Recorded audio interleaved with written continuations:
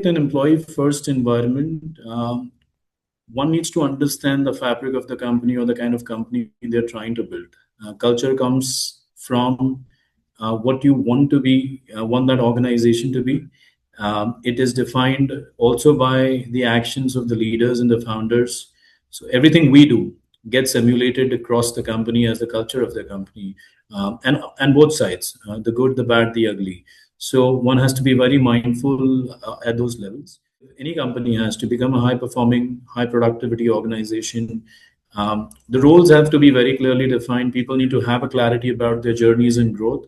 But there also needs to be a little bit of inclusivity in decision making. Changes happening across the company needs to be communicated transparently across various channels. Every individual across teams should have enough clarity about their journeys and growth paths. Uh, uh, One should also be comfortable about having tough conversations wherever needed. Um, the ambiguity generally builds in when people avoid those discussions. Uh, and lastly, it's important how we work with the entire workforce. How do we build people managers? I think that middle layer segment in most companies, the belly of the organization or the managers of the company needs to be well groomed. If they are internally developed, they should be well equipped with the basics of team management.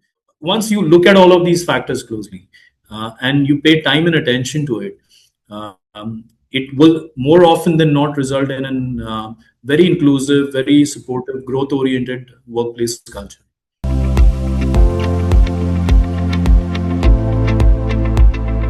Right? Leadership comes with a lot of responsibility, comes with a lot of accountability for people, their careers, their growth journeys, for how they trust in you or you build the trust in them, right? So to be very open about what is going to be expected, how we need to get there, allow people to, get into their roles, handhold them wherever necessary. But more often than not, communication is where it breaks. So if you communicate well, if you are very clear about your expectation, and if you check in as frequently as possible, right, that builds a sense of comfort in people that this individual means business but is also humanly available. And if you're able to balance that equilibrium, which is not always easy to do, you will come across as a leader that people would love to work with and like to follow. Of course, like I said earlier, culture is the definition of the actions of leaders. um, there are always eyes on you. So whether you like it or not, everything you do say gets magnified, and that's why it's not an easy role to play.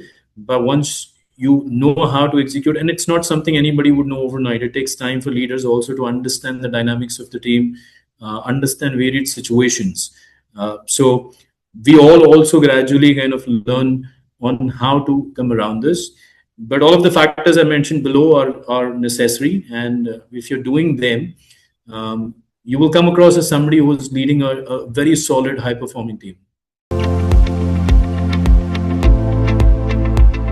I feel this role comes with huge amount of ownership, huge amount of accountability and responsibility, and with the right passion and the right intent, you can make a world of difference to people's career.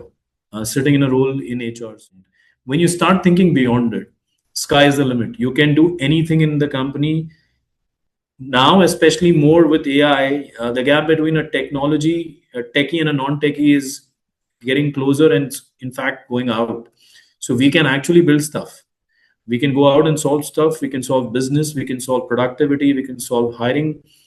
All of that can happen now. So I believe we should stop telling ourselves the four corners of HR is what we need to do, which is performance management, recognition, engagement, and some of the same stuff, right? We will do that and we'll continue to do that. That's also important for the company and the organization you're a part of to motivate people.